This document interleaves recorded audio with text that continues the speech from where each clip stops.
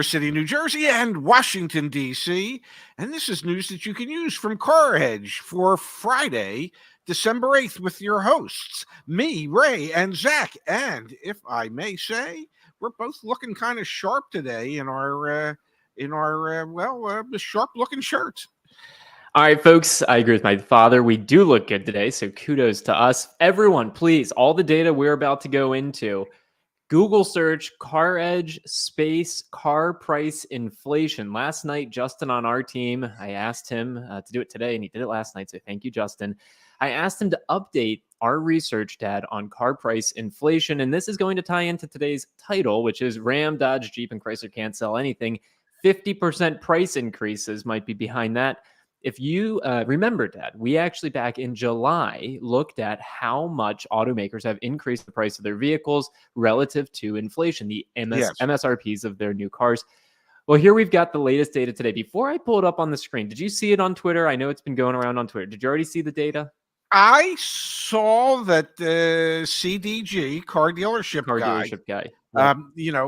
Posted something about how much cars have gone up in price, and gave attribution to CarEdge as the source of that information. So let's jump right in, folks. The shocking news is that Chrysler, Jeep, Dodge, and Ram have increased their MSRPs over 50% in the past 5 years. That's the Stellantis column on that chart. My image is currently blocking the other automaker who's increased their price 49.67%.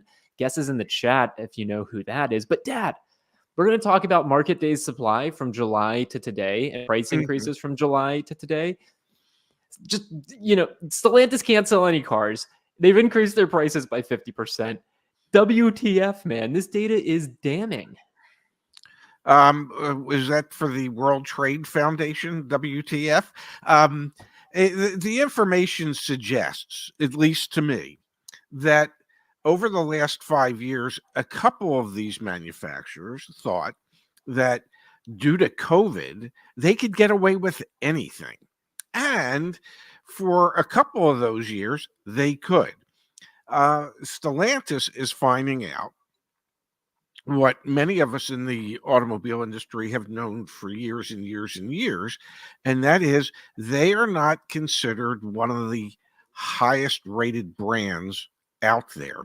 And they attract a slightly different clientele than, say, Ford or General Motors or Honda or Toyota. And what they have basically done is they've taken what a brand that was more of a mainstream brand that appealed to a big majority of the population out there, and they've gone so upscale and upmarket that they are in a position where they can't compete with the real upscale and upmarket brands that have developed a reputation as that over the years. And so now, due to absolute greed, they're sitting on inventory. Their dealers are choking, literally choking. And if somebody in the comments, there's also recalls galore with some of the Stellantis products and stop sales on stuff. So it's like you can't win. Well, no. And I just wanted to say one other thing.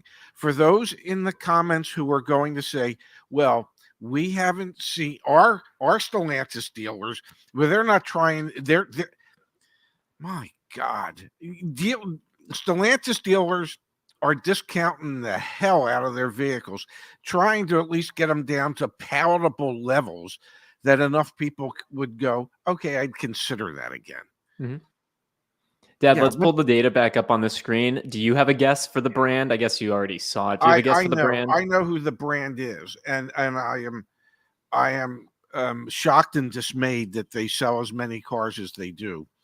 There you go. Changed on the screen for those of you that listen to the podcast. It's Hyundai Kia. They've increased their prices over the past 5 years, 7%. So those are the two by and away that have increased their prices the most over the past 5 years. That will factor in, obviously, the make and model mix. So are they just producing higher trim levels and more expensive vehicles, as well as obviously just pulling out, the cheaper options that they previously had, and replacing them with those more expensive ones. Dad, then when we look at this data right here, so I'm going to sort this, everyone, by 5-year price increase. So again, the brands with the highest increase in price over the past 5 years, MSRP, I should say, is Yes. Stellantis. Let's really zoom in. 50.61%. That is Jeep, Dodge, Chrysler, Ram, Alfa Romeo, and Fiat. The market days supply, which market days supply, you all know we love this data because it says, essentially, Yes. it's the proxy measure for how quickly things are selling, how supply and demand are interacting. In July, the market days supply was 160 days. It would have taken 160 days to sell all of the Stellantis products in the United States based on their daily sales rate from the past 45 days. Today, Dad, and it's not like golf, or it is like golf. You want a lower number, not a higher number. If you're an Yes. automaker, if you're a customer, you want them to have a higher number because you've got more negotiating leverage.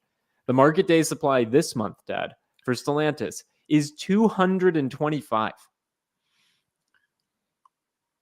So what are you saying? In the last 5 months, because of the 5-year price increase, that they're finding it even harder than they had earlier in the year to sell their products, to get enough people interested in their products? Yeah, I mean, it's right there. And if I may, golf is the perfect analogy because this way, like in golf, you have a handicap so that, if you're a 20 handicap, which means par 72, you normally shoot 92. Well, you get strokes so that you can compete against somebody who's a scratch golfer who would normally shoot 72. Well, the handicap in the automobile industry is called incentives. Okay. And right now, Stellantis has more incentives and spends more in incentives to bring their vehicles down to a price point that might seem palatable to customers. We know for a fact that a lot of the product, just from the manufacturer, it's 10% off of MSRP. That's the manufacturer paying for that. That ain't the dealer giving you a dime yet. And you can work the dealer for quite a bit. So that's golf. Perfect. It's you and me, okay, playing best ball against Phil and John Rahm now. So there you have it. So then that's the Stellantis story. They can't sell Yes. things, and look at us. We Sherlock Holmes'd it. We figured it out. It's because they increased prices by 50% on their new vehicles. It doesn't really matter if you have a 10%, discount. It's still too much. Go ahead. You know what would be interesting to track on top of all that is how much the chief executive's income has changed from 5 years ago to today. That I think would be fascinating to know. Like if he was earning $20 million a year 5 years ago, but now he's earning 30, because they figured out how to sell fewer. I got to get a gig like that. If you're a data nerd like I am, and I think I've convinced my father to be one as well, if you go to CarEdge.com, you click on buy to use our car search. When you are on the car search, let's do it really quick. Let's do a Ram and let's do a 1500. If I come here, let's look at new ones. If I click into a vehicle detail page on this $70,000 Ram 1500, I will see the target discount, which is the dealer discount off of MSRP that CarEdge suggests you should shoot for, plus the fair price. That's ultimately the price that, not including manufacturer additional incentives, as you can see here, that you should be striving for. And you get your market days supply information. So for this area, actually, there you go. Where's this one? We're in Longmont, Colorado. So actually, Colorado doesn't have a huge oversupply of Ram 1500 Laramies. But if I come back here and let's change it up, Pops, and let's come, I don't know, to the East Coast. Let's go 20895. And now we're looking at this Ram 1500. Again, target discount. Wow, that is an 11% dealer discount is what we are suggesting on this thing. And that's because there's a 212 days supply of it out there in the market. I absolutely love this data, Dad. I hope dealers look at this data as well when they go to make their pricing decisions, because if you got a 212-day supply, just move on If from it. Just, move if on from it. And shame on, to be very clear, shame on Stellantis for jacking up their prices 50%. We haven't even said it, Dad. Inflation over the same period of time was 22%. Yes. So what's the rationale why their prices should have shot up 50%? Um, and yeah, I hope dealers and manufacturers look at this. A lot of their decisions allegedly are supposed to be data driven.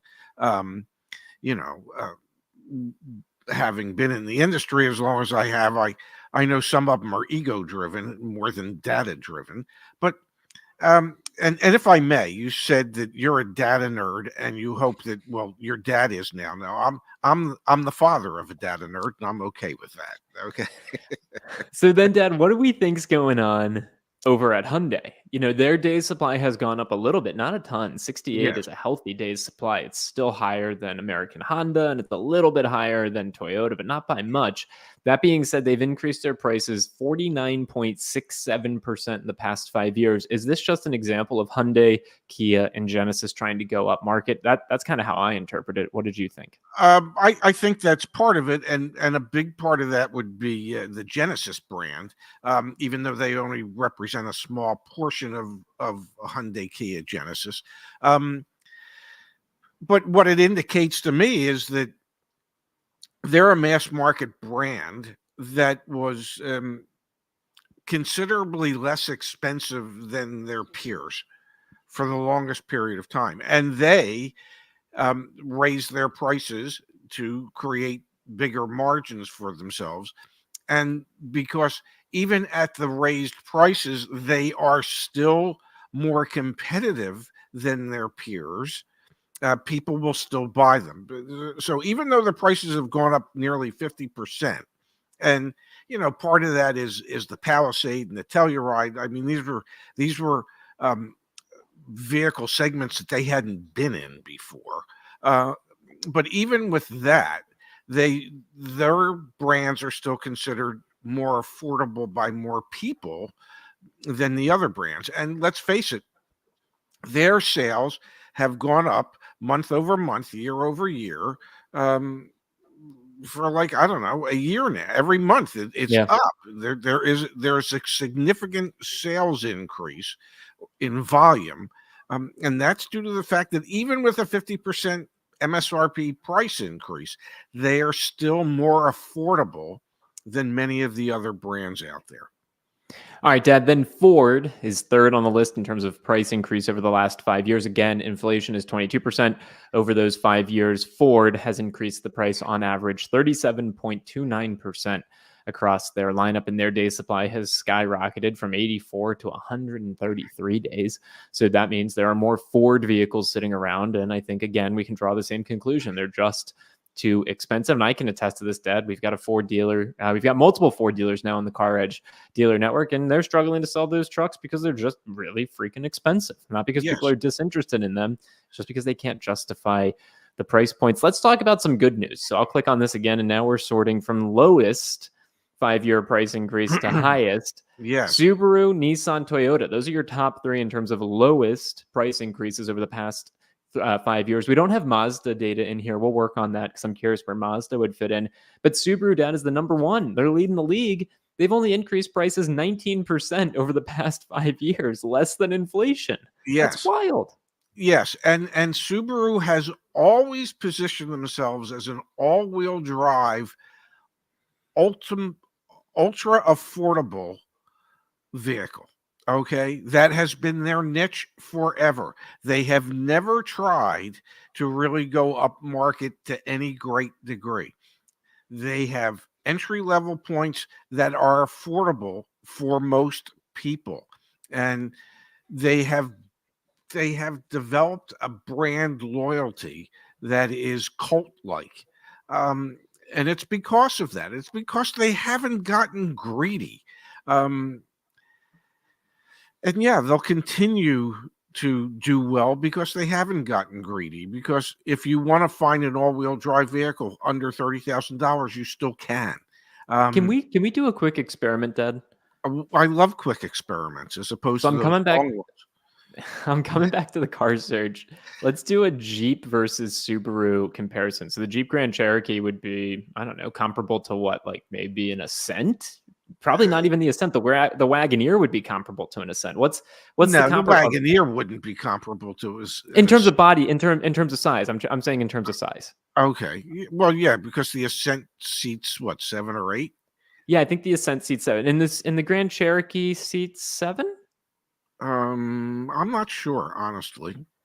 Okay, But well, regardless, look at the first 3 results, folks. $66,000, $80,000, $80,000. Okay, that's just Jeep Grand Cherokee. Let's plug in Subaru. And here, we can actually just go down here to body style, and let's just do, well, I don't want a pickup. All right, I guess everything's going to be considered the same body style here, but there you go. There's 2 Outbacks. yes. $38,000, $36,000, $41,000. Like, they're just totally different price points, man. They're just not even, Yes. they're not even comparable. Like, obviously from a feature standpoint, they might not be comparable as well, but just like one's double the price of the other. One is pretending to be a mass market brand, and the other is a mass market brand. One's masquerading, and the other's not, and it's just that simple. And that I mean, Stellantis is the perfect example of how you take what were once affordable, desirable, niche, cult-like vehicles, Jeep, and you take them so far upscale that people who loved the brand are abandoning the brand because, well, they can no longer afford the brand. So, it's just at a corporate level, there are people that made the decision that, well, we can raise it. These people will just keep paying. Well, they won't, and they're not. And they're sitting on 225 days worth of inventory because people can't and won't buy them anymore. In 1998, Acura had the TL, and the TL was, the base TL at that time was $34,000. In 1999, they introduced the new and improved 3.2 TL. Okay, that had much more standard equipment. It was just phenomenal, the amount of standard equipment it had. And they priced it at $29,900.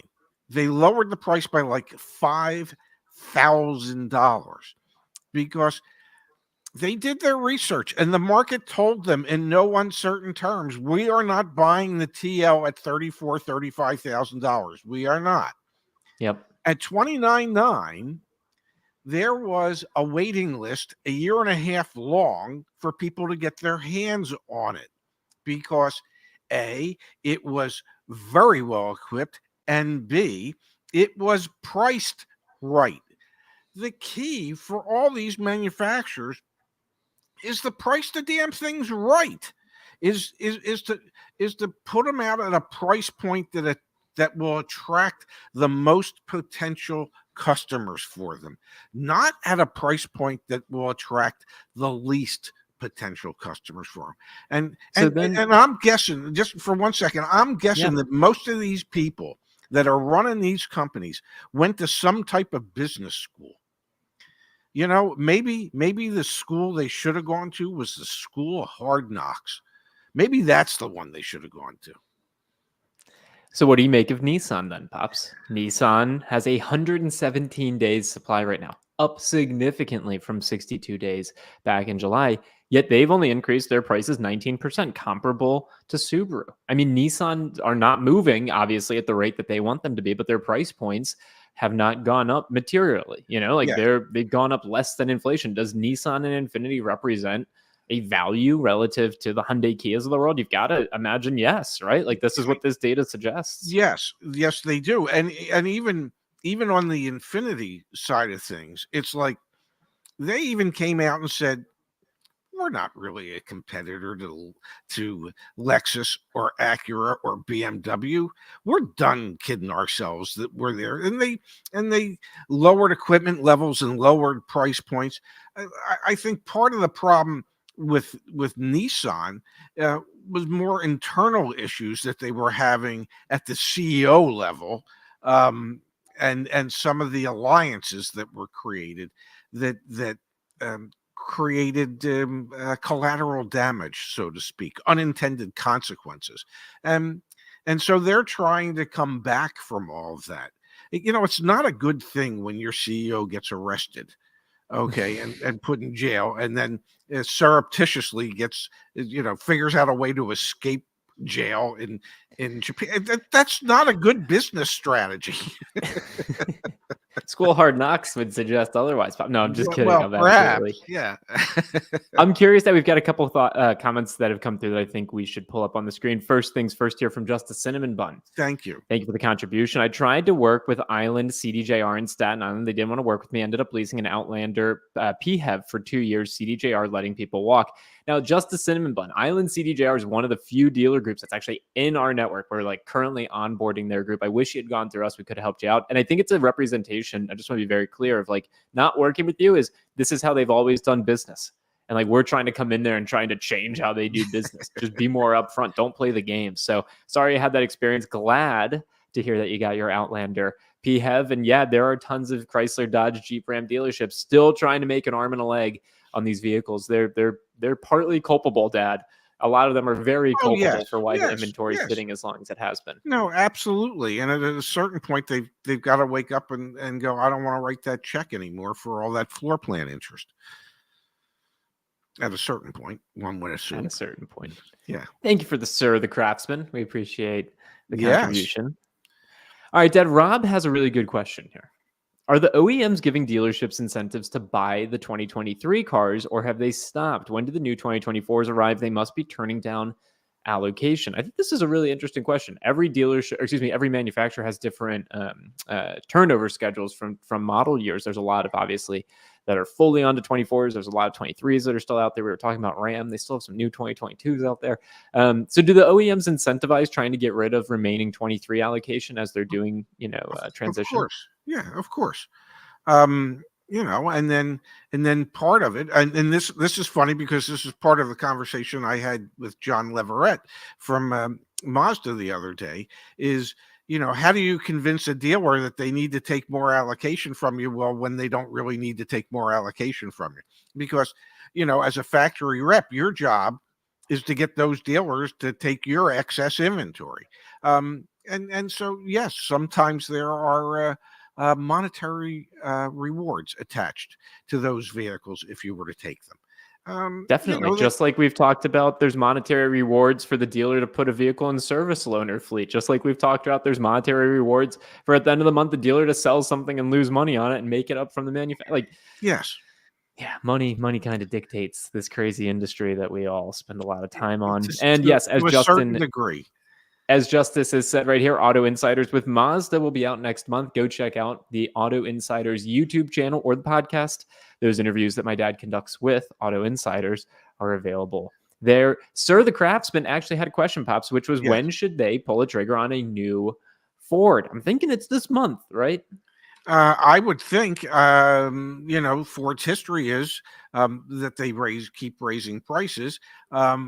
Typically, incentives are the strongest in December, especially the last week of the year. Dealers are typically the most motivated. So if you're looking for a new Ford, I would think I'd start shopping now. CarEdge.com/network. We have multiple Ford dealers in our network. Take a look at the pricing that is available there. And yes, negotiate, folks. They need to move on from those vehicles. They absolutely do. All right, you ready? We've got a good one today. Really? You gotta be kidding me. All right, so we've been talking about it for a while here, folks. The used car market is starting to flip, meaning used car values are coming down. Yes. Well, that did not stop this dealer from trying to sell a 1995 Honda Accord Yes. for more than its original MSRP, and not by a little bit, Dad. This 28-year-old Honda Accord in very good condition. I mean, look at this thing. It looks Yeah. great. It Looks looks really, really good. it looks pristine. I'm hoping you're going to tell me that they've never sold the car and they just kept it for 28 years and you're going to tell me it's brand new, right? All right, so here we go, Pops. Here we Yeah. go. You see Yeah. that tag hanging from the what's that? A window cling? Is that what it's called? What's it called? Well, that's a mirror hang. A mirror hang. You see it. Yeah. You don't want to. I mean, it looks good. Look at this car. It Oh looks my like it's in God, great it's condition. an EXL. My God, it's got the faux wood. I mean, you're taking me back to my youth almost. Only 2,187 miles. Oh my goodness gracious. That is as close to brand new as you're going to find. I You don't know know, how to feel about this, Dad. This is a practically brand new 1995 Accord. This dealer's asking 25 grand for it. And you know what? The really you got to be kidding me is it almost doesn't seem like that bad of a deal. can I say something? Go for it. I think I'd buy that damn thing and I'd run it through Barrett Jackson Super Bowl week in Scottsdale, Arizona, and some poor fool's going to probably pay 50 grand for it there. Yeah, I mean, the truth of the matter is, there's a dealer that can say, "Where are you going to get one like this?" Yeah. You talk about one that's one of a kind. Now God only knows how many issues it might have because it's only got 2,800 miles on it. It won't have any computer issues, though. It won't have any touchscreen issues. It won't have any software updates. You know what I mean? Like, there's a huge segment of the population, Dad, that wants that. Yes. I mean, but it's driven less than 1,000 miles a year. It almost sounds like it could have been my car the way I drive. How many Honda Accords do you think have been produced from that time period, or how many Honda Accords, similar Honda Accords, have been made? Well, the Accord's been around for 40 years, 50 years. Exactly, tens of millions, tens of millions. Yes. So it's super interesting to think that one of the most rare vehicles out there would be a 1995 Honda Accord, my birth year, I might add. So it's kind of crazy to think. And you know what? Can potentially command a 25,000, more than its original MSRP. 28 years later. Do you think it's 100 miles a year? Oh my God! Do you think that? Well, maybe we should buy that for you. I would love that. I would love to own that car.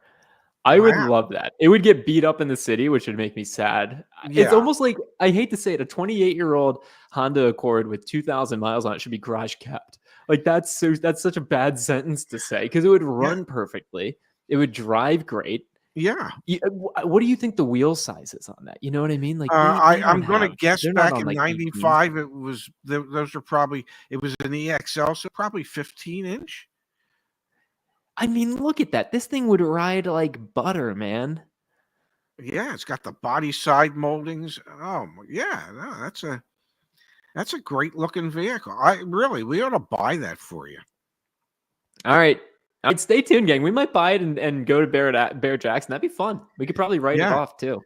Well, I'm pretty sure if you do it as a business thing, yeah. Yeah. Why do you think businesses do all those type of things? Yes. Yeah. So they can write it off. Yeah. Yes. Yeah. Which is why I wanted to stop at dealerships when we were in St. Martin last year, so that we could, but I paid for the whole damn trip, so it didn't matter. We did not write that off. Sorry, Yes. Pops. Wish I could have helped. All right, let me share again with everyone what we're working on back at CarEdge.com. When you're searching for a vehicle, gang, whoops, don't click on extended warranty unless you want to purchase an extended warranty. We have flat markups and you can get quotes with no gimmicks, but that's not what I wanted to show you. On all vehicles, if you are a data user, you will be able to see the target discount and the suggested fair price for both new and used vehicles. And the thing that I'm super excited about, Dad, is now we're sharing that exact same data with the dealers who want to join our trusted dealer network. So let me come in here and search for Mazdas, for example, and you will actually see CarEdge prices on vehicles. This means if you see CarEdge price, the price is the price. It won't change on you. Only thing is dealer doc feed does get added on. I want to add that to the website so there's no smoke and mirrors, and you'll never have to deal with a salesperson. Again, you deal with CarEdge instead. So the price is the price, and no salespeople. We can do delivery nationwide just as well. So please go take an interest. If you do take an interest, please go check out those vehicles. Again, it's on caredge.com. In the car search, toggle trusted dealer. Or if you don't see anything that's in the network, then go use the target discount and negotiate your own deal, and use Deal School, our 100% free car buying course, to give you the confidence to go make that purchase. What time do you want to go live tomorrow, Pops? You tell me. You know, I have I have an engagement that starts at 5, so I could either arrive. Did you just refer to getting Mexican food as an engagement? No. It's, I have a party to go to tomorrow. Oh, yeah, gotcha. Yeah, and You're getting Mexican food tonight. I am not, because our dear friends, the grandkids are sick and have been sick, and Sandy has been babysitting all week, so she doesn't want to get me sick. So yeah, we had to cancel. Yeah, but maybe I'll still go get Mexican food. I don't know. Or just not. To pull this up from John, if I use CarEdge, will my local dealer honor the service contracts? Yeah, it's a nationwide underwriter for our extended warranty and service contracts. It's just a cheaper price than your local dealer, so go take advantage of it. I'm bummed you're not going to El Coyote. I shouldn't say their name. Well, wish I hadn't said that. The best Mexican food ever is in a gas station shopping center. Yeah. Gas station parking lot in Pleasantville, New Jersey. Egg Harbor Township, New Jersey, called El Coyote. If you go there, and we've met many people in our community at Yes. El Coyote, if you go there, tell Gabriel that Zach Ray sent you, or Junior. Yeah. Oh, Yeah. so good, man. Yeah, I still, I canceled the reservation, but I still might go for like a late lunch or a really early dinner. We're getting some competing best Mexican food. My dad raised me in Arizona, so I think I grew up on very high quality Mexican food. I'm telling you, El Coyote. And when you were out there just a few weeks ago, you stopped at one of my favorites, Ajo Al's. Yep. We used to get takeout from there at the store at least once a week. Just saying, folks, if you give it a try, it's family. I don't know if it's family owned, but it's family run. It is family owned. Junior and Gabriel's parents are the cooks and the chefs, and the food. They have the best chips ever, and their sauces. What? My God, they're going to be swamped tonight. You got to call and make a reservation. Make a reservation. If you don't make a reservation, because it's really a very small restaurant, but it's really good. Absolutely. Yeah, that's the restaurant right there. I mean, It's like very tiny. Yes. And the chips, guys, the chips are homemade. They're so good. Yes. And whenever the kids, Zach and Laura and Dara and her Zach, whenever they're at the shore, there are a couple of must eats, and one of the must eats is we must eat at El Coyote. So yeah, it's that good. Like, look at that, man. It's like massive. It's like a God, it's so good. Yeah, maybe I'll go. Maybe. So what time you want to do the show tomorrow? I don't know. Normal time? Or do you have parties earlier? tomorrow? Let's do one during the day. We'll coordinate. It'll be over on the CarEdge channel, folks. We'll have a show tomorrow. We'll break down car deals. It is the time of year where if you're thinking of buying a car, now is the time to actually do it. So we'll break down car deals. We'll be on the community forum. We'll help folks that way. But I'm going to go eat lunch, okay? And I encourage you to go to El Coyote tonight, Pops, all right? I shall. I'll make it a point to go there. All right. I love you. Thank you, everyone, for being here. If we can help you, check out the website. If not, then just see us Or back here check out tomorrow. the We appreciate website it. anyway. Yeah, check it out anyhow. Thank you, everybody, for being here. We'll see you back here, Monday at noon Eastern, 9 Pacific, 10 a.m. in Phoenix.